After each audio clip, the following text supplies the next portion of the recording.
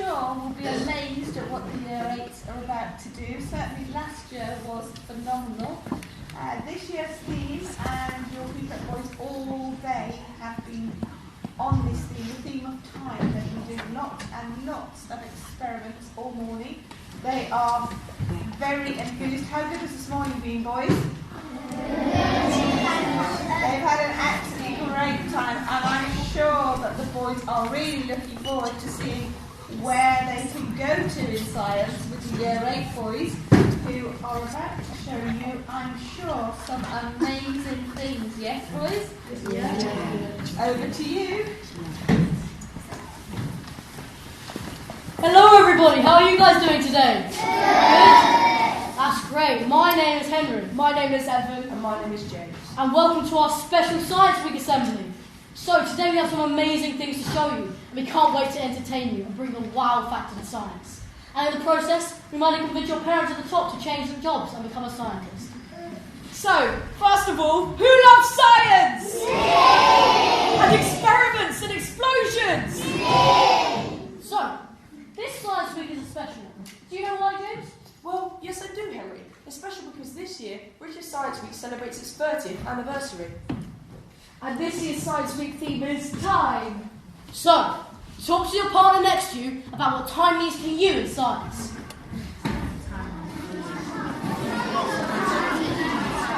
Now, before we get your answers, let's hear from James about what time means to him in science. Well, time in biology, which is the study of living things, well, a good example of that is the life cycle of a butterfly. It all begins when a female butterfly lays her eggs, usually on the leaves of plants. Then, inside these eggs, caterpillars grow. Then, once the caterpillars are ready, they break out of their eggs and go into the big outside world. Then, once the caterpillars are fully grown, they form themselves into a pupa, or chrysalis, a kind of vessel in which the caterpillars change into a butterfly. Then, once the butterflies finish developing, it breaks out of the cocoon and goes into the big outside world. Wow, that's a cool process, James. Now let's hand it over to Evan. What does time mean to you in science? In chemistry, which is the study of what everything is made of and how it behaves, a good example of time in science is how quickly reactions happen. So, for example, if we burn this normal piece of paper, it burns really, really slowly. Boring! But if we burn this special piece of paper, which has been soaked in special acids, it burns really, really quickly and then disappears.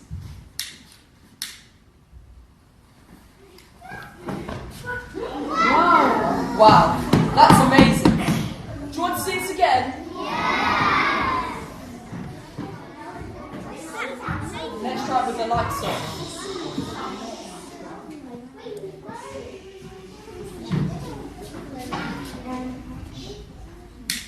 Three, two, one.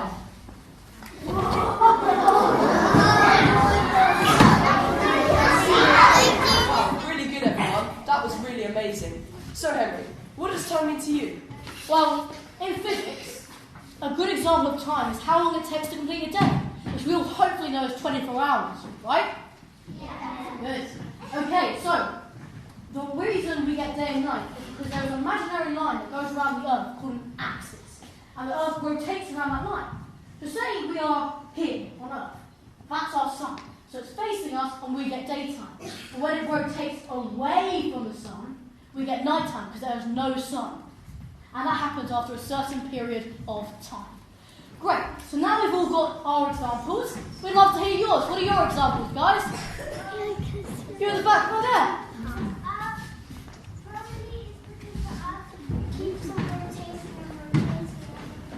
Yeah, that's good.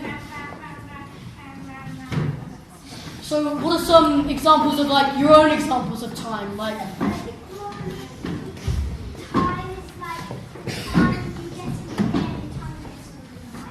yeah, so after a certain period of time, the Earth rotates away from the sun, so it might be day on one side of the Earth, but night on the other side, just because the sun's position.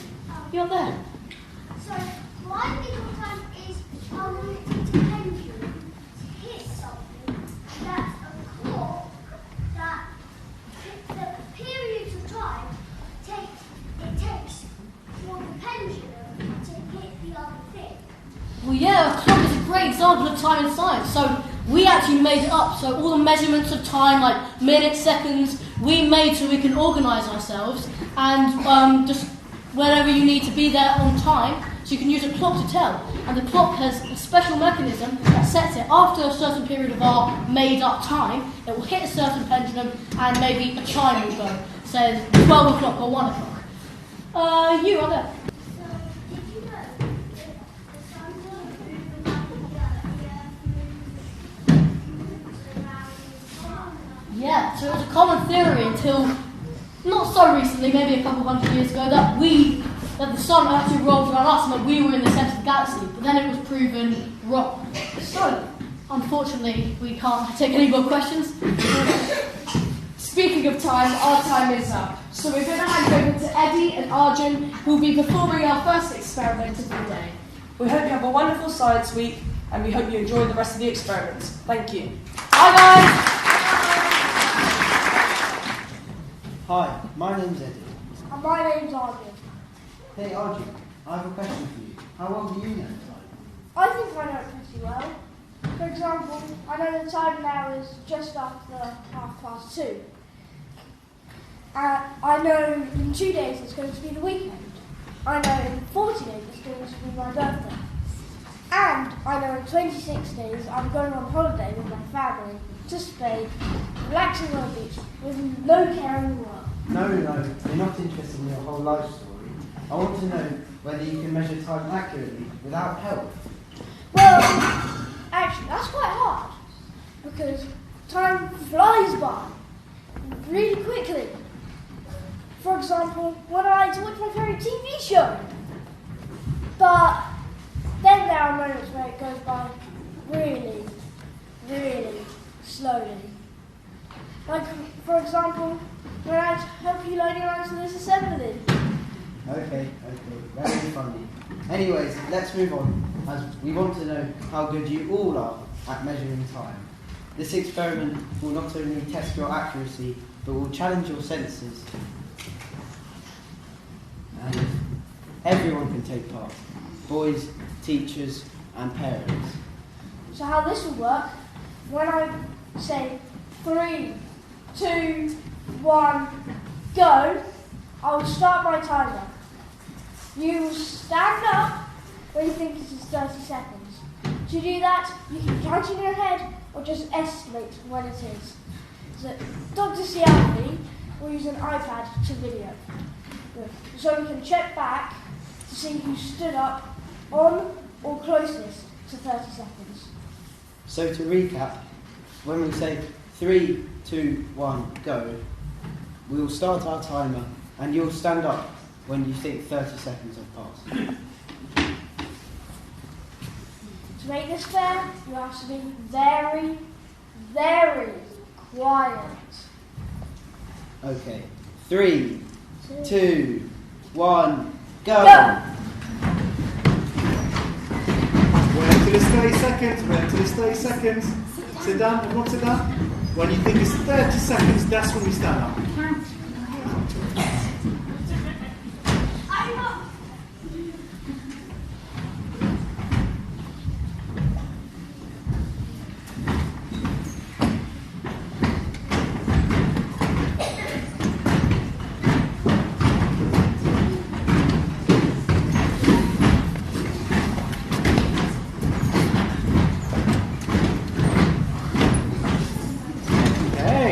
Everybody sit down, we're going to have a... Well, Lou is the winner. We have a round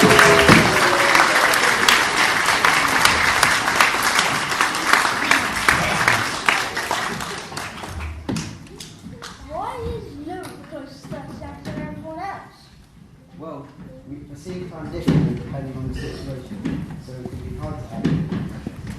Oh, I see. It is harder to measure time because it seems to slow down in boring moments, but speed up in fun moments. Yes, but counting in your head or out loud can help. And you may find other little tricks to make you a better judge of time. Well done, everyone. You did this challenge brilliantly. We will now pass you on to Sam and Henry for the next exciting experiment. there everyone, my name's Henry, and this is Sam. For our next exciting experiment, we'll be testing to see if we can do things. Now, we all live very busy lives, and we have so much going on, and sometimes time isn't on our hands. Can you think of an example, Sam? Well, I know more times we really can with parents, especially with getting their kids ready for school. They have to wake them up, get dressed, have breakfast, encourage them to brush their teeth, then drive them to school. That's just one child. I know 4 like Dr. Siavu.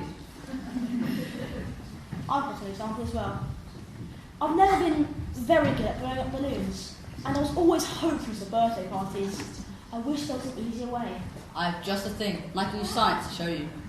We're going to be doing an experiment to see how many breaths of air it takes to fill up a bag, which is 2 meters in length and 25 centimeters in diameter. Depending on the size, it may be anything from 10 to 50 breaths of air.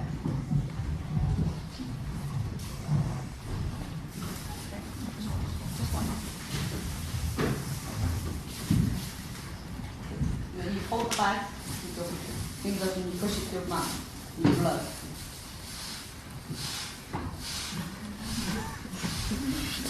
When you're done, close the bag quickly so air doesn't come out. That makes it interesting. You want to see a competition between the teachers and the year 8s.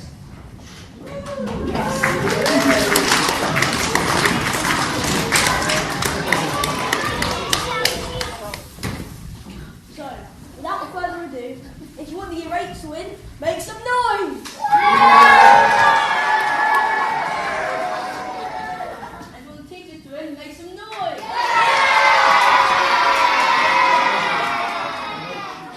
On your marks, get set, go!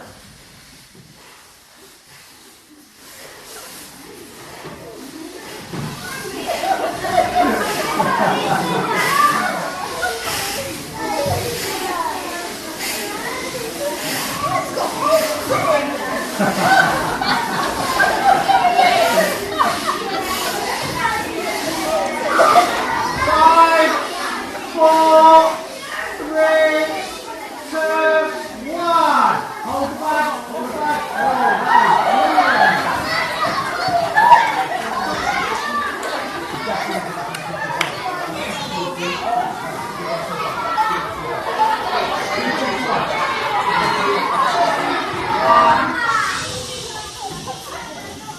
I want to recap. Mine had holes in.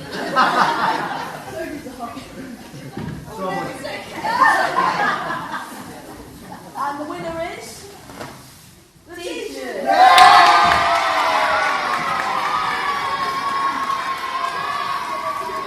What if I told you I can fill almost the whole bag with just one breath? Seriously, if you can fill a bag that's 45 litres with just one breath, guaranteed to amaze your friends. Wow, that saves a lot of time. First of all, you need someone to hold one end of the bag, another to hold the open one with their fingers and open it as much as possible. Then you hold the bag away from your mouth and with one long and hard breath, you blow. Wow. You do all the time?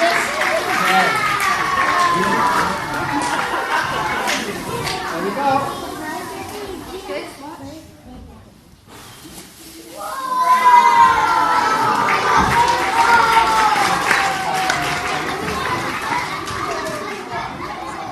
I will now explain the science behind this amazing experiment. When you blow into the bag, the particles from your breath bump into the particles in the air. This pushes them into the bag. This creates a low pressure because of how fast the particles are moving, then a high pressure air rushes in as well. It's like when you blow on the top of this toilet roll. The slow moving air on the bottom creates a high pressure, pushing the paper up, which is allowed by this fast moving, low pressure air on the top. Amazing. What else is amazing? My sense of humour. Why did the man throw his clock out the window? I don't know. Because he wanted to see time fly! Thank you for listening, and And we will now hand it over to Toby and Charlie. Hello. For the next experiment, I'll be joined by Toby. Hello. Another great example of time in science is the speed at which light travels. Believe it or not, but light travels at 300 million metres per second. Wow, that is fast. But I have one question. What travels faster? The speed of sound or the speed of light? Hands up if you think it's sound that travels faster. Okay, hands down. Hands up if you think it's light that travels faster. Okay, hands down. Well done, everybody, that's right. Light does travel faster. In fact, light travels 1 million times faster than sound. Charlie, can you give me a good example of this? A great example is when lightning and thunder strike, you always see the lightning before you hear the thunder. Another great connection between time and light are light years. A light year is how far light travels in space in 1 year, and it's used to measure how far distant galaxies and stars are from Earth. Light also allows us to see. Without light, we can't see. Simple as that. Or is it? I'm sure many of you have heard the phrase, seeing is believing, right? Well, that's not entirely true. What you see and what you think you see are different things. So, our senses gather information and send it to our brain. Our brain then uses this information to create the way we see the world. But sometimes, when there isn't enough information, your brain fills in the gaps and makes you see things in pictures that aren't even there. So, do you want some proof that at times your brain tries to trick you? Yeah. Alright, then check out some of these mind-bending optical illusions. In this box here, you can see both the words optical and illusion. If you look at the yellow, you see the word illusion, and at the pink, the word optical. And here, this is a still picture, but if you move your eyes around, then it appears to be moving. All the lines in this picture look really wonky and slanty and horrible. But, in reality, they're all perfectly straight. The boxes just make it seem like they're all slanted and weird, when actually they're completely flat. Here, the orange circles are actually the same size, but the dots on the outside make them appear different. Stare at the purple dot and blink as fast as you can. The wheels on the right should start to turn.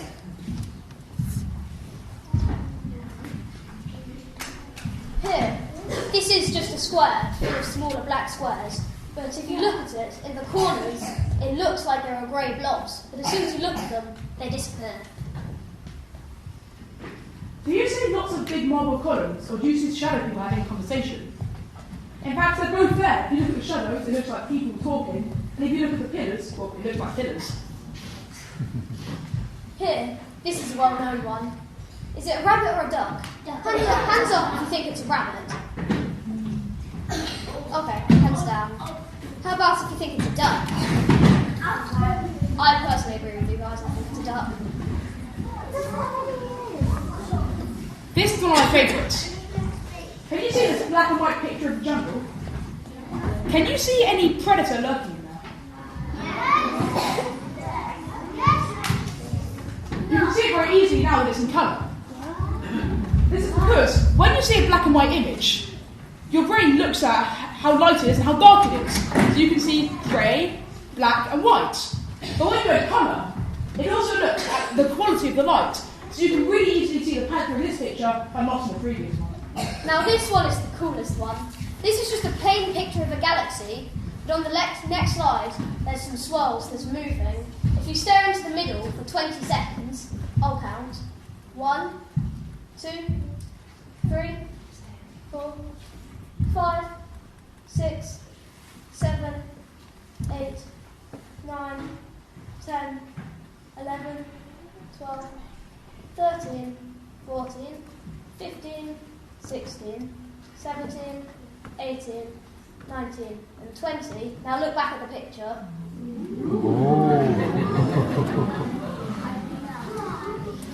The longer you stare at it, the more it wobbles and moves. For this bit, everyone needs a coloured filter to look through. You'll either have green or red. Put it over your eyes so all you can see is either green or red. And make sure, do not take it off throughout the experiment, otherwise it ruins the whole thing. Okay, here now, look at the sum on the board. Just shout out what you think the answer is. 2, 1.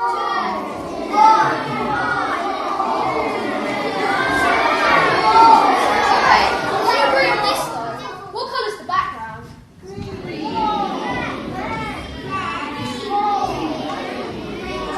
You don't agree again! Well, what's the colour of this background?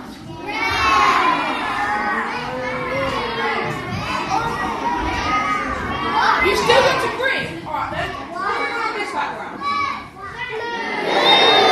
To agree on this one.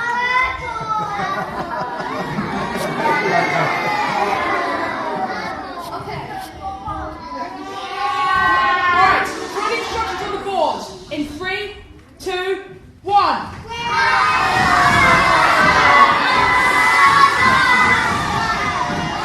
3, 2, 1. Now, how cool were those optical illusions? Did everyone enjoy that? I'm glad you all did, but now we have to hand to the next group, Henry and Jude. Take it away.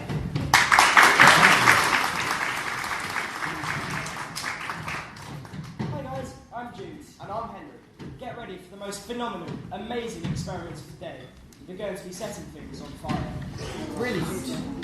That sounds a bit dangerous. Trust me everyone, we've been well trained by Dr. Cialdi, and with his and Mrs. West's help, we can do anything safely. That's reassuring. But remember boys, do not try this at home. Do you promise? To make fire, we need 3 things. Together, they are known as the fire triangle. One of these is an important gas that we breathe in every day. Does anyone know what this is? Yes, you. That's right, oxygen. Well, let's take a deep breath and get lots of oxygen into our lungs. Brilliant. Jude, do you know what the other 2 things that make up the fire triangle are? Of course, the fire triangle is made up of heat, fuel, and oxygen. Now, if we have all these things, then we can make fire. Could we burn, let's say, flour?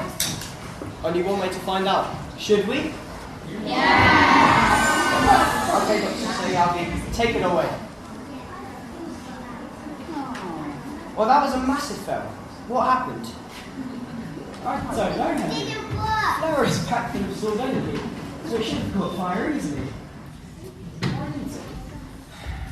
I don't know. I think we need more oxygen to help it catch fire.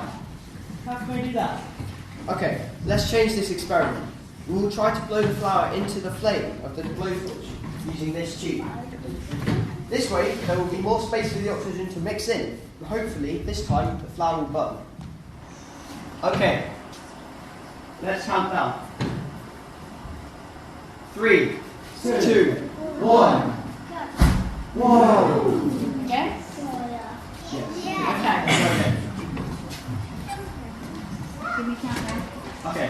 3, 2, 1.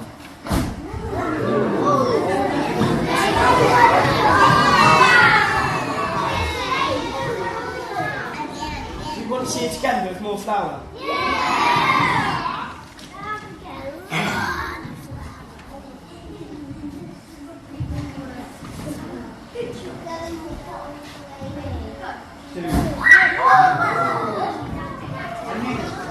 Final time?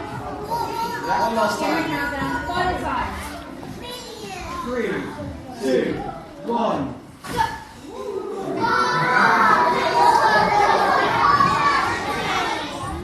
I knew this would work, but I think we can make a bigger flame. Dr. Cialdi, can we please make a bigger flame? Dr. Cialdi, how about you stand at the top of the flame and sprinkle on the flour? Oh my goodness, that sounds a bit dangerous to me. I know, sir, and that's why you want to do it as well. You know me too well. Okay, let's give it a go.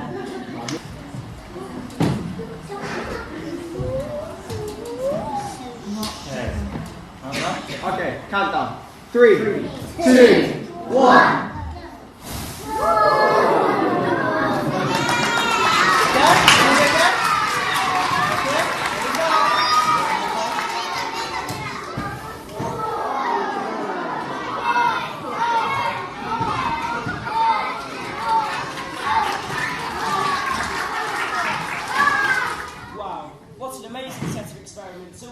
to the fire triangle.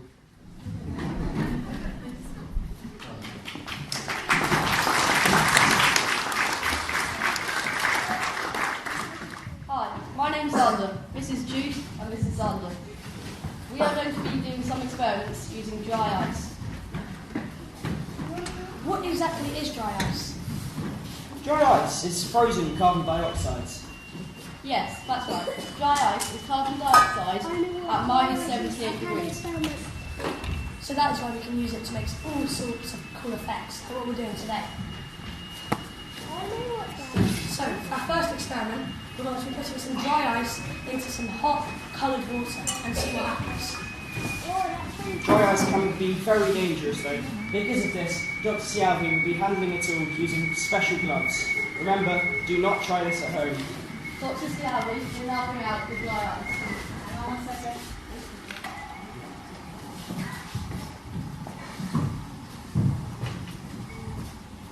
Wow, you see, it's already turning into a gas.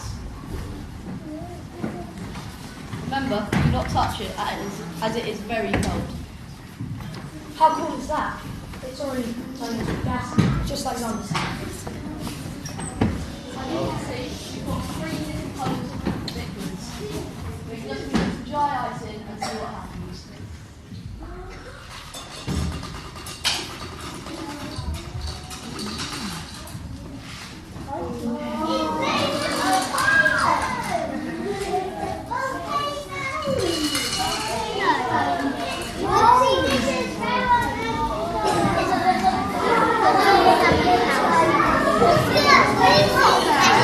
Wow, the ice instantly changes to a gas. So this substance is strange because it goes straight from a solid to a gas and skips the liquid state.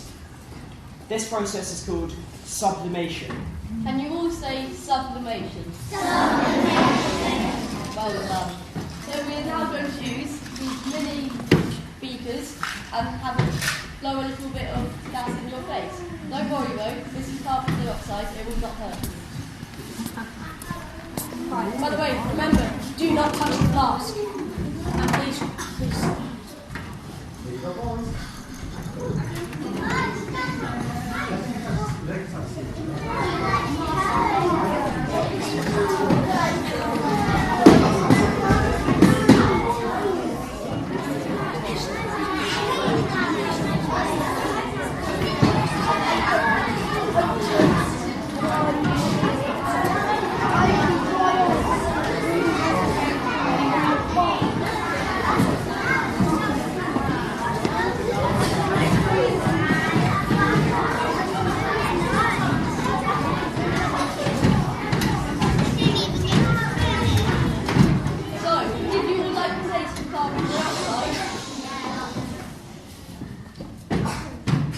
Experiment, we're going to need some volunteers. So if you sit quietly and upright, you might just get bit. Okay, let's have some volunteers then. Please can you come down? Please can you go down? Yeah, you want to come down before I come down? Okay, come on to the front here, boys. Now we're going to be adding some dry ice and water to a special flask and making some spooky boo bubbles. There we go. Put your hands up, guys. Oh, there we go. Put it in there. There we go. It's just bubbles. It's just bubbles. It's just bubbles. Look, it's just bubbles. There we go. Now it's working really well. There you go. One for you. One for you. And another one. Oh, look at that! That was a good one. There you go.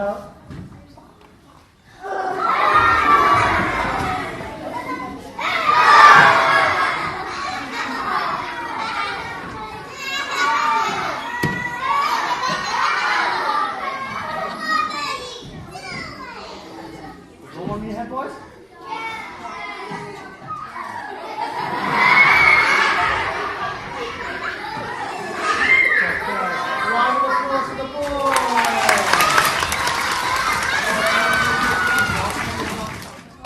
Now we've had so much fun, I'd love to know, how can we relate this all to between these experiments is time, and time is the time it takes for the gas to change states from a gas to a solid. The time can be shortened by adding hot water instead of cold water. Did everyone enjoy this? Well, thank you. Hope you enjoyed it. Bye.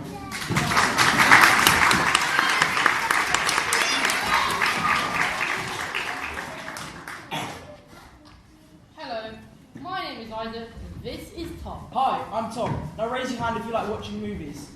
Yes. Brilliant, so do we. That's Dan. Have you ever seen a movie where there was a mysterious fog on the ground?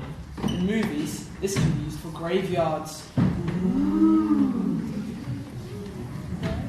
This spooky substance can be made by, you guessed it, science! It creates a spooky atmosphere for the spooky scenes in the movies.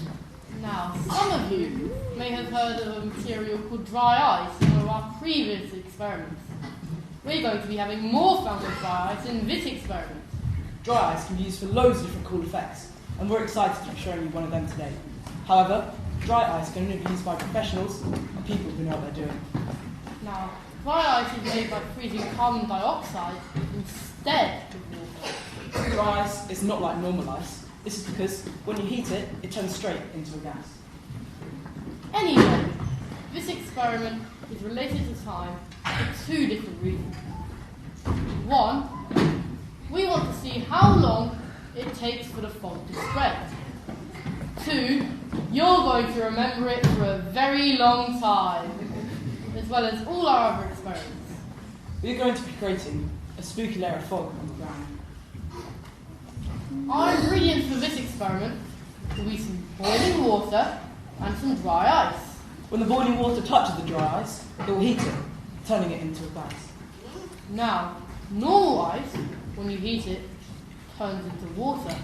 However, dry ice has a melting point which is very, very close to its boiling point, so it turns straight into a gas. Fog will then slowly start to spread along the floor. Now, because the dry ice is made of carbon dioxide, it is much, much heavier than the air, so it stays on the ground. This is why our mysterious effect is often used for graveyards in Europe. Now, we're going to hand it over to Dr. Siavi and Mrs. West for the experiment itself. So, the rules of this are as follows. This is very hot water. You can't go anywhere near it. In fact, if you go out a little bit more, perfect. There we go. That's it. Good. Perfect. So when I add the dry ice, the CO2 gas is going to come out and it's going to form a beautiful layer on the floor. You are not allowed to move forwards toward the vacuum. If the CO2 comes to you, you can play around with it. It's perfectly safe. But you are not allowed to move forward. Is that clear? Yeah. So you stay seated at all times. Okay. Okay, here we go.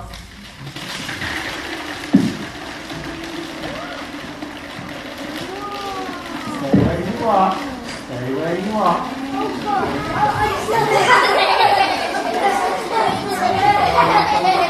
Stay where you are.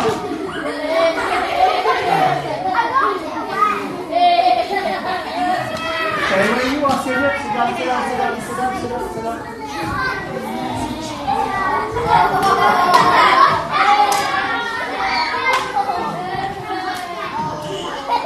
Stay where you are. Stay where you are. Stay where you are.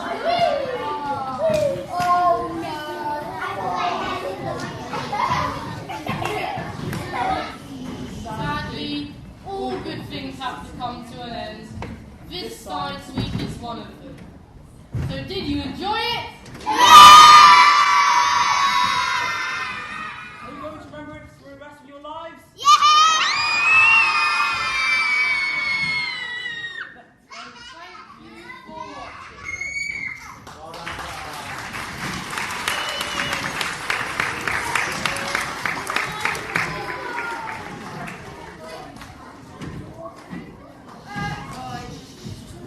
Well, boys, I am sure all the